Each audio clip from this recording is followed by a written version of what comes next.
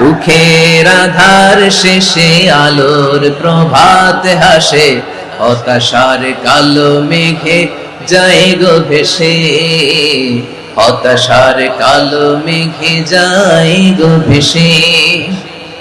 দুঃখের আধার শেষে আলোর প্রভাত হাসে, হতাশার কালো মেঘে যায় গো ভেসে, হতাশার কালো মেঘে যায় গো ভেসে। কোরআনের পাতায় পাতায় দেখো ঈমানের পথ ঢাকা ব্যথার কাটায়, কোরআনের পাতায় পাতায় দেখো ঈমানের পথ ঢাকা ব্যথার কাটায়। ভেঙে পড়ো না কভু হতাশ হয়ে, ভেঙে পড়ো না কভু হতাশ হয়ে, জ্বলে পুড়ে খাঁটি সোনা হগ শেষে, জ্বলে পুড়ে খাঁটি সোনা হগ শেষে। দুঃখের আধার শেষে আলোর প্রভাত হাসে, হতাশার কালো মেঘে যায় গো ভেসে, হতাশার কালো মেঘে যায় গো ভেসে। পরীক্ষা যত বেশি, কষ্ট যত বেশি, সুখের সময় তত কাছাকাছি চিল্লায় বলতে হবে, ঠিক কিনা? এজন্য মুমিন জীবনে পরীক্ষা বেশি, মুমিনদের হতাশা নাই। মুমিনরা নিরাশ হয় না, হতাশ হয় কাফিররা। মুমিনরা কখনো হাল ছেড়ে দেয় না, মুমিনরা ভরসা রাখে একজনের উপর, তিনি কে? তাহলে আমার প্রিয় পটুয়াখালীবাসী, বিপদ থাকবে, পরীক্ষা থাকবে, এই বিপদ থেকে আমাদেরকে উদ্ধার করবেন একজন, তিনি কে? আমরা শুধু আল্লাহর উপরই আবারও ফিরে যাব কার কাছে? এজন্য বিশ্বনবী পড়ছেন ইন্না লিল্লাহি ওয়া ইন্না ইলাইহি রাজিউন। নিশ্চয় আল্লাহর জন্য, ওই আল্লাহর দিকেই আমরা ফিরে যাব। তারপরে বিশ্বনবী পড়তেন আল্লাহুম্মা আজুরনি ফি মুসিবাতি ওয়াখলুফ লি খায়রাম মিনহা। একসাথে প্রথমে পড়তেন ইন্না লিল্লাহি ওয়া ইন্না ইলাইহি রাজিউন, তারপর পড়তেন আল্লাহুম্মা আজুরনি ফি মুসিবাতি ওয়াখলুফ লি খায়রাম মিনহা। মানে আল্লাহ, এই যে আমি বিপদে ধৈর্য ধারণ করলাম, এটার সব তুমি আমারে দাও, আর যেটা হারালাম এর চেয়ে ভালো কিছু দিয়ে মেকআপ করে দিও, ভালো কিছু দিয়ে বদল করে দিও। সুবহানাল্লাহ পড়েন। তাহলে বিপদ আসলে আমরা কি করব? এদেশে পরস্পরে দেখা হলে দেয় সালাম, এদেশে আমজনতার হৃদয় জুড়ে পাক কালাম, এদেশে বিপদ এলে সর্বজনে সর্বক্ষণে দোয়া পড়ে ইন্না লিল্লাহি, কি পড়ে? সুবহানাল্লাহ সুবহানাল্লাহ সুবহানাল্লাহ সুবহানাল্লাহ। এদেশে আজান শুনে সূর্য ওঠে শহর গ্রামে, এদেশে আজান শুনে সূর্য ডুবে সন্ধ্যা নামে, এদেশে সকল কাজে সবাই বলে বিসমিল্লাহ, এদেশে ভালো কিছু দেখে শুনে হাসি মুখে সবাই বলে মাশাআল্লাহ। তাহলে বিপদ এলে আমরা কি পড়ি? তাহলে বিপদ এলেই আমরা এখন থেকে ইন্না লিল্লাহ পড়ব, নাকি হাই হুতাশ করবেন?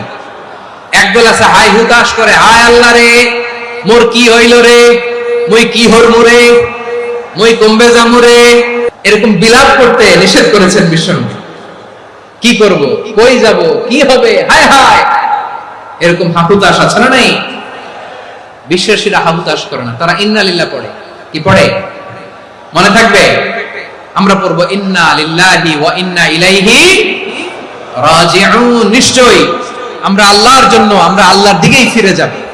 এরপর পড়ব আল্লাহুম্মা আজুরনি ফি মুসিবাতি ওয়াখলুফ লি খায়রাম মিনহা। আল্লাহ, আমি যে বিপদে ধৈর্য ধারণ করলাম এটার সওয়াব দিও, আর যা হারালাম তার চেয়ে ভালো কিছু দিয়ে বদল করে দিও। সুবহানাল্লাহ পড়েন। বিশ্বনবীর হাদিস শুনলেন উম্মে সালামা রাদিয়াল্লাহু তাআলা আনহা। ওনার স্বামী হলো আবু সালামা। মজার ঘটনা খেয়াল করে শুনেন। সাইয়্যিদাতুনা উম্মে সালামা রাদিয়াল্লাহু তাআলা আনহা, ওনার স্বামীর নাম আবু সালামা। শ্রেষ্ঠ দম্পতি, শ্রেষ্ঠ ফ্যামিলি। প্রথমে হিজরত করেছিলেন হাবাসায়, পরে হিজরত করেছেন মদিনায়। উহুদ যুদ্ধের পরে ওনার স্বামী আবু সালামা ইন্তেকাল করলো, শহীদ হলো। সুবহানাল্লাহ পড়েন। যখন আবু সালামা ইন্তেকাল করলো, উম্মে সালামা রাদিয়াল্লাহু তাআলা আনহা কেঁদে কেঁদে হয়রান। আর নবীর শিখানো বাণী অনুযায়ী তিনি বারবার পড়ছিলেন ইন্না লিল্লাহ। কি পড়ছিলেন? ইন্না লিল্লাহ। যেহেতু বিশ্বনবী বলেছেন কেউ যদি বিপদের প্রথম ধাক্কায় পড়ে ইন্না লিল্লাহি ওয়া ইন্না ইলাইহি রাজিউন, আল্লাহুম্মা আজুরনি ফি মুসিবাতি ওয়া আখলুফ লি খায়রাম মিনহা, তাহলে এই বিপদে যে সে যা হারালো তার চেয়ে শ্রেষ্ঠ কিছু দিয়ে আল্লাহ তার বদল দিয়ে দিবে। এই হাদিস শুনে উম্মে সালামা রাদিয়াল্লাহু তাআলা আনহা ওনার প্রাণ প্রিয় স্বামী আবু সালামার ইন্তেকালের পরে চোখের পানি ছাড়ে আর পড়ে ইন্না লিল্লাহি ওয়া ইন্না ইলাইহি রাজিউন, আল্লাহুম্মা আজুরনি ফি মুসিবাতি ওয়া আখলুফ লি খায়রাম মিনহা। বারবার এই দোয়া পড়ে চোখের পানি ছাড়ে, এই দোয়া পড়ে চোখের পানি ছাড়ে, আর মনে মনে বলে আবু সালামার মতো ভালো মানুষ মদিনাতে নাই, আবু সালামার চেয়েও ভালো মানুষ মদিনাতে নাই, তার চেয়ে ভালো মানুষ কি করে আল্লাহ তাআলা আমারে দিবে, তার চেয়ে ভালো মানুষ তো আমি মদিনাতে দেখি না। চোখের পানি দিয়ে বুক ভাসায় আর নবীর হাদিসের উপর আমল করে পড়ে ইন্না লিল্লাহি ওয়া ইন্না ইলাইহি রাজিউন, ইন্না লিল্লাহি ওয়া ইন্না ইলাইহি রাজিউন। পড়তে পড়তে চোখের পানি ছাড়ে আর চিন্তা করে বিশ্বনবী বললেন এই দোয়া পড়লে যেটা হারালাম তার চেয়ে ভালো কিছু দিয়ে আল্লাহ পুরস্কার দেয়। আবু সালামের চেয়ে ভালো মানুষ মদিনার মধ্যে আর কে হতে পারে?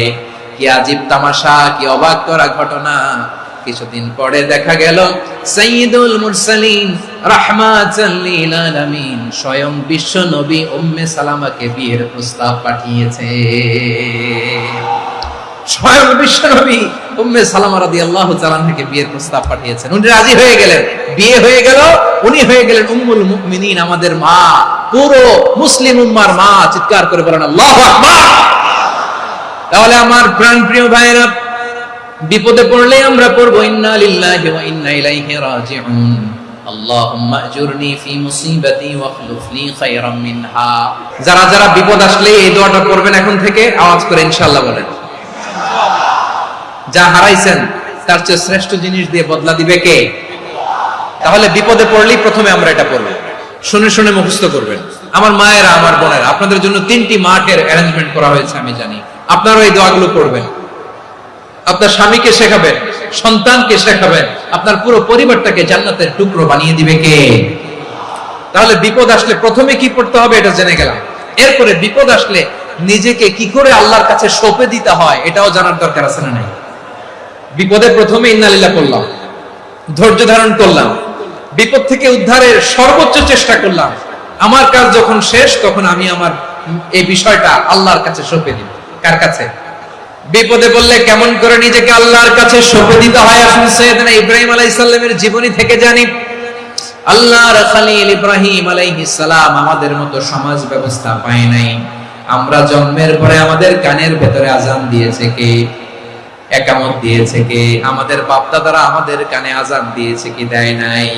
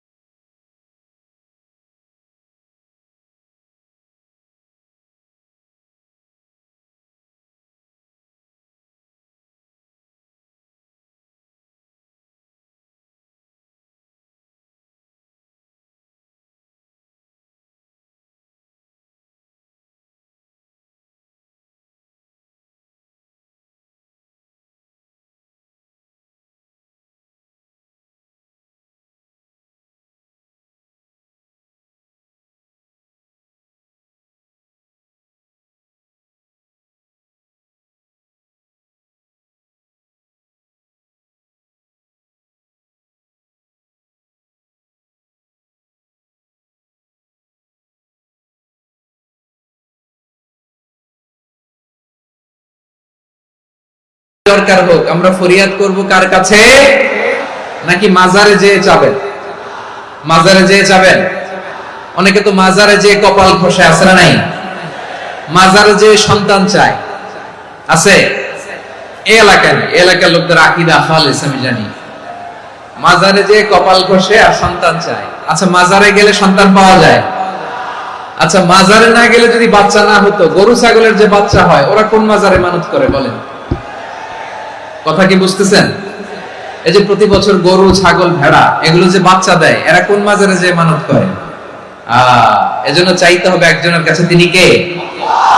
আমার প্রিয় পটুয়াখালীবাসী, মাজার জিয়ারত করা সুন্নাহ। আমরা মাজার জিয়ারত করব, আল্লাহ ওয়ালাদের কবরে যাব, আমরা সেখানে যে সালাম দিব, দোয়া করব, নিজের জন্য করব, কবরে শুয়ে থাকা মাইয়েতের জন্য করব, পুরো মুসলিম উম্মাহর জন্য করব। কিন্তু কবরে যিনি শুয়ে আছে, ওই বাবার কাছে সন্তান চাওয়া যাবে, চাকরি চাওয়া যাবে, সফলতা চাওয়া যাবে? সফলতা দেয় কে? এই কথাই রব্বুল আলামিন বলেন, ওয়া ইয়ামসাসকাল্লাহু বিদুররিন ফালা কাশিফা লাহু ইল্লা হু ওয়া ইয়ুরিদকা বিখাইরিন ফালা রাদ্দা লিফাদলি ইউসিবু বিহি মান ইয়াশাউ মিন ইবাদিহি ওয়া হুয়াল গফুরুর রহিম। আল্লাহু আকবার। আল্লাহ বললেন, ওয়া ইয়ামসাসকাল্লাহু বিদুররিন ফালা কাশিফা লাহু ইল্লা হু। আল্লাহ যদি তোমাকে কোনো বিপদ স্পর্শ করায়, আল্লাহ যদি তোমারে কোনো বিপদে ফেলে দেয়, ওই বিপদ থেকে উদ্ধার করার তিনি ছাড়া আর কেউ নাই। জোরে বলেন ঠিক কিনা? তিনি যদি কোনো বিপদে ফেলেন, তিনি ছাড়া বিপদ থেকে উদ্ধার করার কেউ নাই। আর তিনি যদি তোমার প্রতি কোনো অনুগ্রহ করতে চান, ওই অনুগ্রহ ঠেকিয়ে দেওয়ার ক্ষমতাও কারো নাই। আল্লাহ যদি আপনার সফলতা দিতে চায়, পৃথিবীর কোন শক্তি ওই সফলতাকে থামাতে পারে? এজন্য আল্লাহ বললেন, খবরদার, চিন্তার আকীদা খালিস করে নাও। ওয়া ইয়ামসাসকাল্লাহু বিদুররিন ফালা কাশিফা লাহু ইল্লা হু। আল্লাহ বিপদে ফেললে বিপদ থেকে উদ্ধার করার কেউ থাকে না।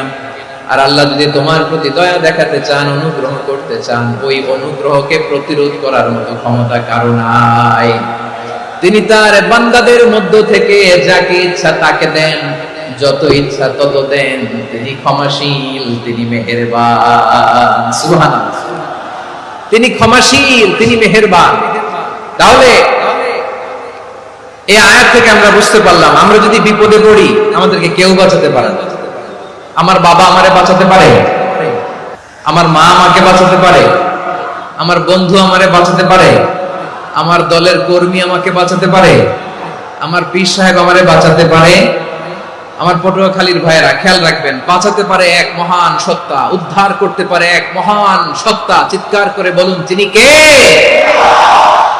আবার আল্লাহ বললেন, আম্মান ইউজিবুল মুফতাররা ইযা দাআহু ওয়া ইয়াকশিফুস সুআ ওয়া ইয়াজআলুকুম খুলাফাআল আরদ আইলাহুম মা'আল্লাহ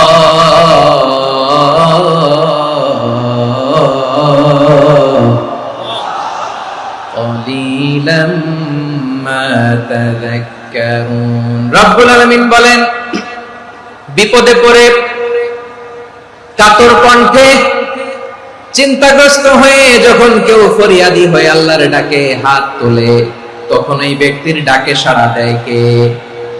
বিপন্ন অবস্থায় আপনি যখন কেঁদে কেঁদে হাত তুলে আপনার দুঃখের কথা জানান, আপনি যখন ডাকেন তারে, তখন আপনার ডাকে সাড়া দেয় কে? আল্লাহ বলে, আমি সাড়া দেই। তোমাদের বিপদকে মুক্ত করে দেয় কে? ওই আল্লাহর সাথে কোন উপাস্য আছে নাকি? কিন্তু খুব অল্প সংখ্যক লোকই তোমরা উপদেশ গ্রহণ করো। কথাটা কার? তাহলে বিপন্ন মানবতা যখন কাঁদে, মানুষ যখন বিপদে পড়ে নিরুপায় হয়ে ফরিয়াদ করে, তার ডাক শোনার কেউ নাই একজন ছাড়া। চিল্লায় বলেন তো, তিনি কে? এজন্য আমরা ফরিয়াদের হাত কার দিকে তুলব? এবং খেয়াল রাখতে হবে, মাথার সাথে সেট করে নিতে হবে, আল্লাহ ছাড়া আমাকে উদ্ধার করার কেউ নাই। এই পৃথিবীতে কেউ আপন না। প্রিয় ভাইরা, বিপদে পড়লে বোঝা যায় কেউ আপন না। আপন শুধু একজন মহান সত্তা, তিনি কে? বিপদে আপদে কেউ আমাদের বাঁচাতে পারে না, তরাতে পারে না, মুক্তি দিতে পারে না, উদ্ধার করতে পারে না একমাত্র আমার প্রভু ছাড়া, আল্লাহ ছাড়া। চিল্লায় বলেন ঠিক কিনা? মাথার সাথে এটা সেট করে নিতে হবে যে আমাদের পুরো জীবনটাই পরীক্ষা। The life is a test. পুরো জীবনটাই পরীক্ষা। এই জীবনে বিপদ আসবে, আপদ আসবে, পরীক্ষা আসবে, সবার জীবনে এটা থাকে। এক একজনের পরীক্ষা এক এক রকম।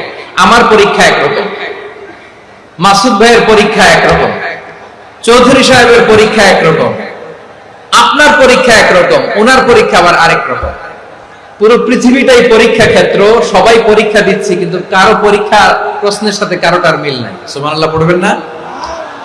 পুরোটাই পরীক্ষা ক্ষেত্র, সবাই পরীক্ষার্থী, কিন্তু প্রশ্নপত্র একটার সাথে আরেকটা মিলে না। ওয়ান ডাজন্ট ম্যাচ দ্য আদার।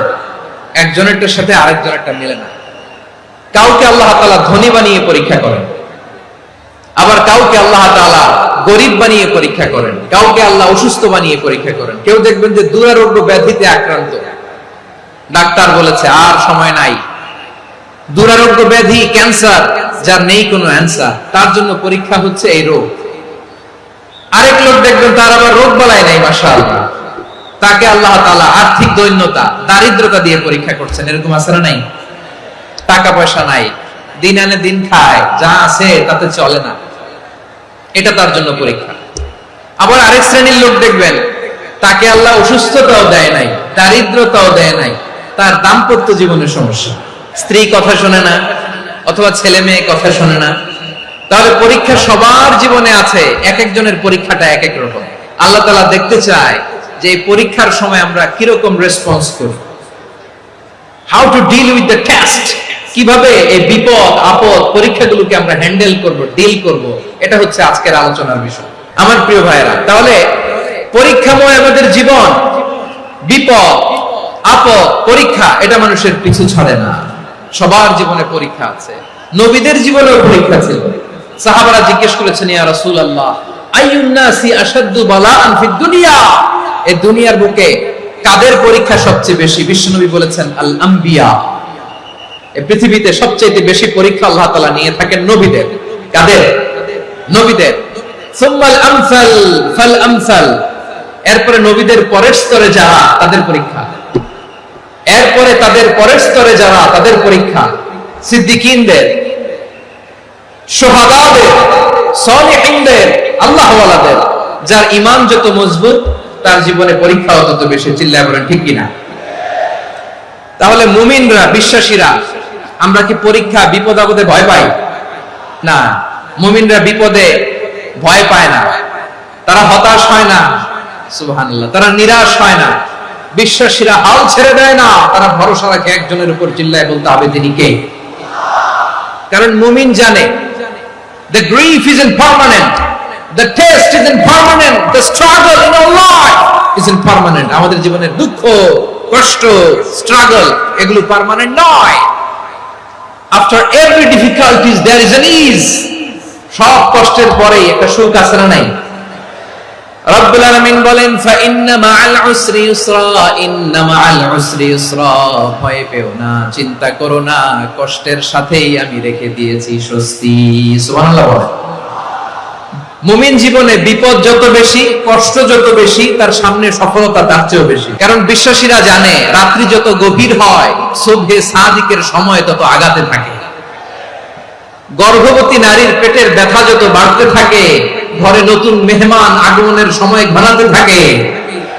মুমিনদের উপর বিপদ, অত্যাচার, আপদ, পরীক্ষা যত বাড়তে থাকে, কালেমার পতাকা উড্ডয়নের সময় কাছে আসতে থাকে। বিশ্বাসীদের এগুলো হিসাব মিলানো অনেক আগে, এগুলো অনেক আগে হিসাব মিলানো। দুঃখের আধার শেষে সুখের আলো মিটি মিটি হাসে। চিল্লায় বলেন ঠিক কিনা?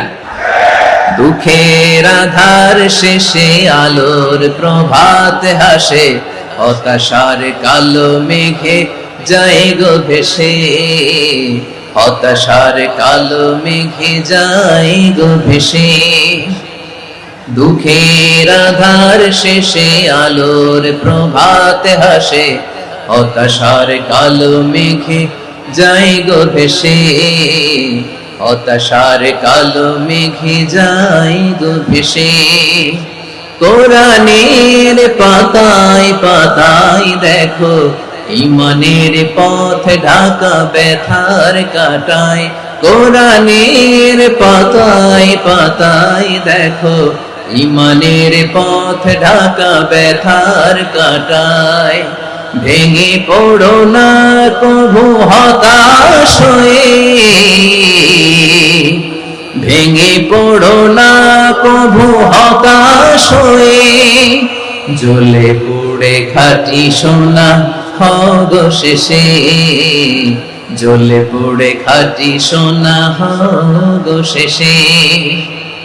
দুঃখের আধার শেষে আলোর প্রভাত হাসে, হতাশার কালো মেঘে যাই গো ভেসে, হতাশার কালো মেঘে যাই গো ভেসে। পরীক্ষা যত বেশি, কষ্ট যত বেশি, সুখের সময় তত কাছাকাছি, চিল্লায় বলতে হবে ঠিক কিনা? এজন্য মুমিন জীবনে পরীক্ষা বেশি, মুমিনদের হতাশা নাই, মুমিনরা নিরাশ হয় না, হতাশ হয় কাফিররা। মুমিনরা কখনো হাল ছেড়ে দেয় না, মুমিনরা ভরসা রাখে একজনের উপর, তিনি কে? তাহলে আমার প্রিয় পটুয়াখালীবাসী, বিপদ থাকবে, পরীক্ষা থাকবে, এই বিপদ থেকে আমাদেরকে উদ্ধার করবেন একজন, তিনি কে? আমরা শুধু আল্লাহর উপরই। তাহলে আমার প্রিয় পটুয়াখালীবাসী, বিপদ থাকবে, পরীক্ষা থাকবে, এই বিপদ থেকে আমাদেরকে উদ্ধার করবেন একজন, তিনি কে? আমরা শুধু আল্লাহর উপরই ভরসা রাখবো, চাইবো একজন সত্তার কাছে। আওয়াজ করে বলুন, তিনি কে? একজন সত্তার কাছে চাইবে। বিশ্বনবী উনার চাচাতো ভাই আব্দুল্লাহ ইবনে আব্বাস রাদিয়াল্লাহু তাআলা আনহুকে বললেন, ইয়া আব্দুল্লাহ ইবনে আব্বাস, হে আব্দুল্লাহ ইবনে আব্বাস, ইদা সাআলতা ফাসআলিল্লাহ, যখন চাইবে আল্লাহর কাছে যাও। ও আব্দুল্লাহ, যখন চাইবা আল্লাহর কাছে চাও।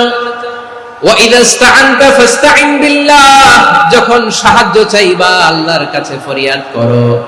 জেনে রেখো ও আব্দুল্লাহ, ওয়া'লাম আন্নাল উম্মাতা লাউ ইজতামাআত আলা আন ইয়ানফাউকা বিশাইইন লাম ইয়ানফাউকা ইল্লা বিশাইইন ক্বাদ কাতাবাহু আল্লাহু লাক। ও আব্দুল্লাহ, জেনে রেখো, মনে রেখো, গোটা বিশ্বের সবাই মিলে যদি তোমার উপকার করতে চায়, ততটুকুই তারা করতে পারবে যতটুকু আল্লাহ তোমার নসিবে সেটা লিখে রেখেছে। ঠিক কিনা বলেন?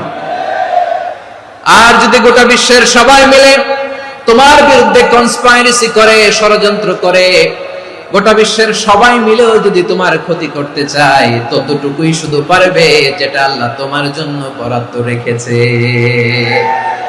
যতটুকু আল্লাহ তাআলা তোমার জন্য বরাদ্দ রেখেছে অতটুকুই ক্ষতি করতে পারবে, আর এক চুল বেশিও করতে পারবে না, কমও করতে পারবে না। চিল্লায় বলেন ঠিক কিনা? এজন্য আমরা চাইবো কার কাছে? সব সময় আমরা আল্লাহর কাছে চাইবো, বিপদে আপদে, সুখে দুঃখে, সচ্ছল অবস্থায় অসচ্ছল অবস্থায়, পরাজয়ের সময় বিজয়ের সময়, সব সময় আমরা ভরসা রাখবো কার উপর? সবাই বলুন। একদল লোক আছে যারা বিপদে পড়লে আল্লাহরে ডাকে, বিপদ আসলে আল্লাহরে ডাকে, বিপদ নাই আল্লাহও নাই। বিপদে পড়লে নামাজ পড়ে, বিপদও নাই নামাজও নাই। বিপদে পড়লে জিকির করে, বিপদ যখন চলে যায় ওদের জিকিরও বন্ধ হয়ে যায়। এরকম আছে না নাই? কিছু লোক দেখবেন পরীক্ষা আসলে নামাজ পড়ে, দেখবেন পরীক্ষার সময় নামাজ পড়ে, পরীক্ষাও নাই নামাজও আছে। এরকম কিছু লোক আছে অসুস্থ হলে আল্লাহরে বড্ড ভালোবাসে, আল্লাহরে খুব ডাকে। অসুস্থ হইলে অসুস্থতাও নাই, আল্লাহ স্মরণও নাই। দেখবেন কিছু লোক নির্বাচন আসলে খুব আল্লাহ আল্লাহ হয়ে যায়, তখন দেখবেন মাথার মধ্যে হেজাব লাগায়, পাঞ্জাবি লাগায়, আল্লাহ আল্লাহ হয়ে যায়। নির্বাচনও নাই, এরপরে আল্লাহর কথাও নাই। আছে না নাই? না, এরকম হওয়া যাবে না। সব সময় আমরা আল্লাহরে ডাকবো, বিপদে আপদে সব সময় ভরসা রাখবো আমরা একজনের উপর। আওয়াজ করে বলেন, তিনি কে? এ কথাই আল্লাহ তাআলা আমাদের চোখে আঙ্গুল দিয়ে জানিয়ে দিলেন, ফাইদা রাকিবু ফিল ফুলকি দা'আবুল্লাহা মুখলিসিনা লাহুদ্দিন ফালাম্মা নাজ্জাহুম ইলাল বাররি ইযা হুম ইউশরিকুন। আল্লাহ বলে একদল লোক আছে, তারা যখন নৌযানে চড়ে, জলযানে চড়ে, সাগরের মধ্যে যখন জাহাজে চড়ে, লঞ্চে চড়ে, তারা যখন তুফানের সম্মুখীন হয় তখন তারা আল্লাহরে বড্ড বেশি ডাকে, একান্ত ভাবে ডাকে, বিশুদ্ধ চিত্তে ডাকে। আবার তুফান থেকে তাদেরকে সেফ জোনে নিয়ে, নিরাপদ জোনে নিয়ে যখন বন্দরে আমি আল্লাহ তাদেরকে ভিড়িয়ে দেই, ওই লোকগুলো আবার আমি আল্লাহর সাথে শিরিক করে। এরকম আছে না নাই? জাহাজে উঠছে, সাগরের মাঝখানে তুফান, ওই সময় দেখবেন আল্লাহ কারে কয়। এই কথা তো আপনাদেরকে বোঝানো সহজ, আপনারা তো নদীর দেশের মানুষ। আচ্ছা, লঞ্চে উঠে তুফানের সম্মুখীন হয়েছেন, জলোচ্ছ্বাস, সবাই আমার বলার দরকার নাই, বলেন। মাঝ নদী, তুফান, জলোচ্ছ্বাস, জলের মধ্যে উচ্ছ্বাস, ঢেউ, টর্নেডো, সাইক্লোন, মেঘের ঘনঘটা, পরিবেশ ঘুটঘুটে অন্ধকার, লঞ্চ একবার এদিকে আরেকবার ওইদিকে, ভিতরে কি অবস্থা হয় বলেন তো? তখন মুসলিম আল্লাহর ডাকে, হিন্দু আল্লাহর ডাকে, ঠিক কিনা বলেন? আস্তিক আল্লাহর ডাকে, নাস্তিক আল্লাহর ডাকে, ঠিক কিনা? লঞ্চের ভেতর, স্টিমারের ভেতর কান্নারে রোল পড়ে যায়, চিৎকারের রোল পড়ে যায়, সবার মুখ দিয়ে শুধু একটা আওয়াজ, লা ইলাহা লা ইলাহা লা ইলাহা সুবহানাল্লাহ আলহামদুলিল্লাহ লা ইলাহা। আল্লাহ নামের জিকির করবে যারা, আল্লাহর কাছে প্রিয় তারা, আল্লাহর কাছে প্রিয় যারা, জান্নাতে প্রবেশ করবে তারা, জোরে লা ইলাহা লা ইলাহা ইল্লাল্লাহ লা ইলাহা ইল্লাল্লাহ মুহাম্মাদুর রাসূলুল্লাহ সাল্লাল্লাহু আলাইহি ওয়াসাল্লাম। আমার প্রিয় পটুয়াখালীবাসী, তাহলে লঞ্চের ভেতরে যখন আমরা তুফানের মধ্যে পড়ি, তখন সবাই মিলে আমরা একটা নামের জিকির করি। নামটা কার?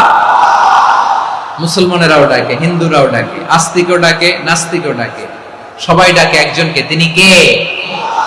আবার দেখবেন ওই আল্লাহ তুফানের পরে, ঝড়ের পরে ওই লঞ্চটাকে যখন সদর ঘাটে ফিরিয়ে দেয়, আবার আমরা নাফরমানি শুরু করে দেই। সে কথাই আল্লাহ বললেন, ফাইদা রাকিবু ফিল ফুলকি দা'আল্লাহ মুখলিসিনা লাহুদ্দিন ফালাম্মা নাজ্জাহুম ইলাল বাররি ইযা হুম ইউশরিকুন। সাগরে যখন তুফানে পড়ে আমি আল্লাহর ডাকে, আবার আমি আল্লাহ যখন বাঁচিয়ে দেই, আবার আমি আল্লাহর সাথে শিরিক শুরু করে। আমরা কি এরকম হতে চাই নাকি? বিমানের মধ্যে মাঝে মাঝে দেখবেন যে এয়ার টার্বুলেন্স হয়, জানেন? এয়ার টার্বুলেন্স জানেন তো? মাঝে মাঝে বিমানটা বাউন্সিং করে, বাম্পি, ভেরি বাম্পি ওয়েদার। শুনেন নাই? 40,000 ফিট উপরে যখন থাকে, তখন পাইলট মাঝে মাঝে বলে, dear passengers, ladies and gentleman, right now we are flying 40,000 feet above the ground and we are passing very air turbulence, very heavy air turbulence right now. Please fasten your seat belts. দেখবেন মাঝে মাঝে বলে যে, ভদ্র মহিলা, ভদ্র মহোদয়গণ, আমরা 40,000 ফিট উপর দিয়ে যাচ্ছি আর এয়ার টার্বুলেন্স ফেস করছি, মেহেরবানি করে আল্লাহর রাস্তে সিট বেল্ট বাঁধুন। তখন বিমানটা এরকম বাউন্সিং করে, শেকিং করে। আপনারা মুখোমুখি হয়েছেন? ইদানিং এই এয়ার টার্বুলেন্স বেড়ে গিয়েছে। গত বছর আমার ইন্টারন্যাশনাল অনেকগুলো ফ্লাইট ছিল, তো আমি দেখলাম যে আগের ফ্লাইটগুলোর তুলনায় এখন এয়ার টার্বুলেন্স খুব বেশি। আমি একটু রিসার্চ করে দেখলাম, ক্লাইমেট চেঞ্জের কারণে, জলবায়ু পরিবর্তনের কারণে আকাশের বাতাসের মুভমেন্টে পরিবর্তন হয়েছে, ফলে এখন বিমান শেকিং করে বেশি, বাউন্সি, বাম্পি ওয়েদার। তো বলেন তো, 40,000 ফিট উপরে যখন আপনি, কয় হাজার ফিট? 40,000 ফিট উপরে যখন আপনি, তখন যখন বিমানটা এরকম বাউন্সিং করে, সবাই যখন ভমিটিং করে বিমান নষ্ট করে দেয়, বমি করে, তখন বাঁচানোর কে আছে আল্লাহ ছাড়া? কেউ আছে? ওই মুহূর্তেও সবাই মিলে একজন ডাকে আওয়াজ করে বলেন, তিনি কে? মাঝে মাঝে কিছু সোশ্যাল মিডিয়ায় কিছু ভিডিও পাওয়া যায় যে হেভি যখন এয়ার টার্বুলেন্স হয়, 10 সেকেন্ড 15 সেকেন্ডের কিছু ভিডিও পাওয়া যায়, বিমানটা এরকম বাউন্সিং করছে, বাম্পি ওয়েদার, কাঁপছে, মানুষগুলো বমি করছে, অক্সিজেন মাস্কগুলো সব ঝুলে পড়েছে, বিমানটা শুধু কাঁপছে। তখন দেখবেন বিমানের ভেতরেও এরকম লঞ্চের মতো চিৎকার আছে না নাই? বিমানের ভেতরেও তখন চিৎকার। গত বছর হিথ্রো এয়ারপোর্ট থেকে সিঙ্গাপুর এয়ারলাইন্সের একটা ফ্লাইট, হিথ্রো টু চাঙ্গি, একটা ফ্লাইটে এমন বেশি এয়ার টার্বুলেন্সের শিকার হয়েছিল ওই এয়ারক্রাফটটা, 33 জন যাত্রী সেখানে আহত হয়েছে, একজন যাত্রী নিহত হয়েছে। কেবিন ক্রুজ, এয়ার হোস্টেস যারা আছে, একজনের নাক ফেটে, চোখ ফেটে, কপাল ফেটে, ব্লিডিং হয়ে শয়লা। প্রিয় ভাইরা, 40,000 ফিট উপরে বিমানটা যখন কাঁপবে, তখন আমাদেরকে আল্লাহ ছাড়া আর কেউ বাঁচানোর আছে? এত আস্তে বললে হবে? ওই কঠিন মুহূর্তে আমার বাবা আমারে বাঁচাতে পারে, আমার বন্ধু আমারে বাঁচাতে পারে। এই গ্রাউন্ডে, জমিনের বুকে আমার প্রোটোকল, আমার ক্ষমতা, আমার দাম্ভিকতা কোনো কিছু আমারে বাঁচাতে পারে? একজন ছাড়া। চিল্লায় বলতে হবে, তিনি কে? সে আল্লাহ বললেন, গোলাম আমি বিপদের সময় ঠিকই তোমাদের বাঁচিয়ে দেই। ওই বিমানের ভেতরে 40,000 ফিট উপরে যখন তোমরা এয়ার টার্বুলেন্সের শিকার হও, তখন নাস্তিকও আল্লাহরে ডাকে, হিন্দু আল্লাহরে ডাকে। জোরে বলেন ঠিক কিনা?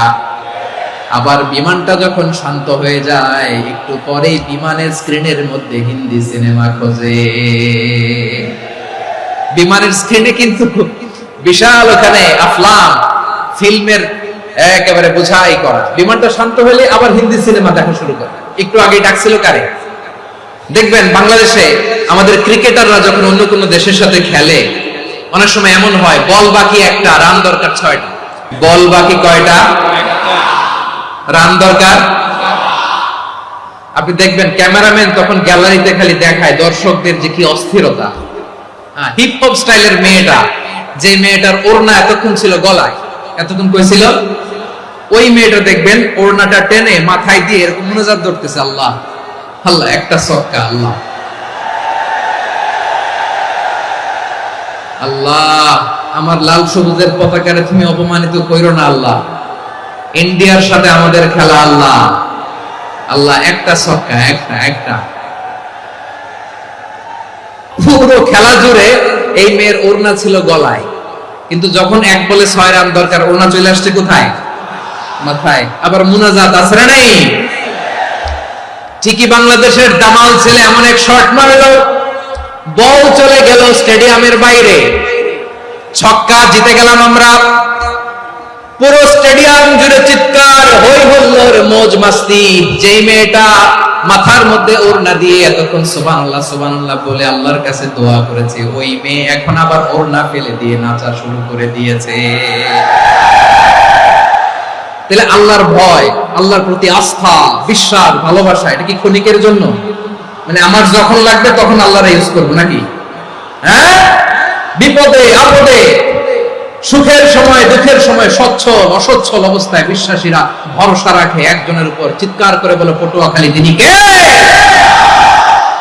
সে আল্লাহ বললেন, গোলাম মনে করো না জাহাজ থেকে সদরঘাটে ভিড়িয়ে দিলাম, তুমি নিরাপদ হয়ে গেছো। মনে করো না 40,000 ফিট থেকে সেফ ল্যান্ডিং এর পরে এয়ারপোর্টে নেমে গেলেই তুমি নিরাপদ হয়ে গেছো। ও মিয়া, বিপদ কি শুধু সাগরে আর আকাশে? ঘরের ভেতরও বিপদ আসতে পারে কি পারে না?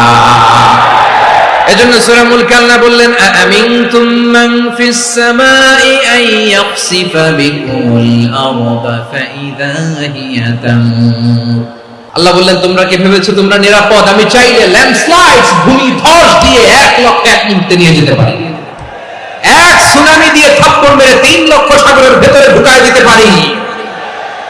1 সেকেন্ডও লাগে না আমার। أم أمنتم من في السماء أن يرسل عليكم حاصبا فستعلمون كيف نذير। আল্লাহ চাইলে আকাশ থেকে পাথর বৃষ্টি নাজিল করতে পারেন কি পারেন না? এই মুহূর্তে এখানে ভূমিকম্প দিতে পারেন কি পারেন না? আচ্ছা, ভূমিকম্প যখন হয় আমাদের কারো হুঁশ থাকে? আপনি মনে করছেন আমরা সাধারণ মানুষ, আমরা দৌড় দেই, আর প্রেসিডেন্ট প্রধানমন্ত্রী ওনারা বুঝি খাটে শুয়ে থাকে? ভূমিকম্প, আর্থকোয়েক যদি হয়, বাঁচার জন্য আমরা কি করি? হয় খাটের তলায়, ডাইনিং টেবিলের নিচে, উপরে শক্ত কিছু আছে এটার নিচে, অথবা ঘর থইয়া দাও দৌড়। তো প্রধানমন্ত্রী উনি কি করে, প্রেসিডেন্ট উনি কি করে? হ্যাঁ, উনি খাটের মধ্যে যে শুয়ে থাকে নাকি? উনিও দৌড়, সাধারণ মানুষও দৌড়, প্রধানমন্ত্রীও দৌড়, বাড়িওয়ালাও দৌড়, ভাড়াটিয়াও দৌড়, সবাই দৌড়। নাকি ভাড়াটিয়ারা বাড়ি থইয়া দৌড়, বাড়িওয়ালারা বেরোয় না? এরকম না। তাহলে যে কোনো মুহূর্তে ভূমিকম্প দিয়ে নাস্তানাবুদ করতে পারে কে? আমার প্রিয় ভাইয়েরা, আমরা নিরাপদ নই, আমরা তার দয়ায় বেঁচে আছি। কার দয়ায়? এজন্য আল্লাহ বললেন, গোলাম যে কোনো মুহূর্তে বিপদ দিয়ে তোমাদেরকে নাস্তানাবুদ করতে পারি। বিশ্বাসী বলে যদি নিজেকে দাবি করো, সব সময় ডাকতে হবে একজন সত্তাকে। বলেন তিনি কে? আপদ থেকে, পরীক্ষা থেকে, ক্যালামিটি থেকে আমাদেরকে কেউ বাঁচাতে পারে না একজন সত্তা ছাড়া। আবারও বলেন তো তিনি কে? এবার আমরা দেখি বিষ্ণু ইসলামের জীবনে বিপদ আপদ ছিল কিনা।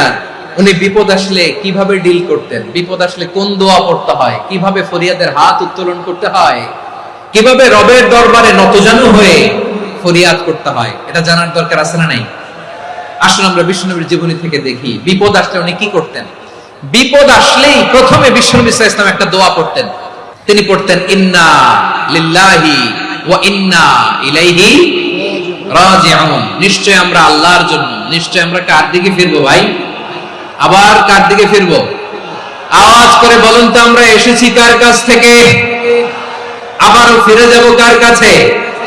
এজন্য বিষ্ণুই পড়ছেন, ইন্না লিল্লাহি ওয়া ইন্না ইলাইহি রাজিউন। নিশ্চয় আল্লাহর জন্য, ওই আল্লাহর দিকেই আমরা ফিরে যাব।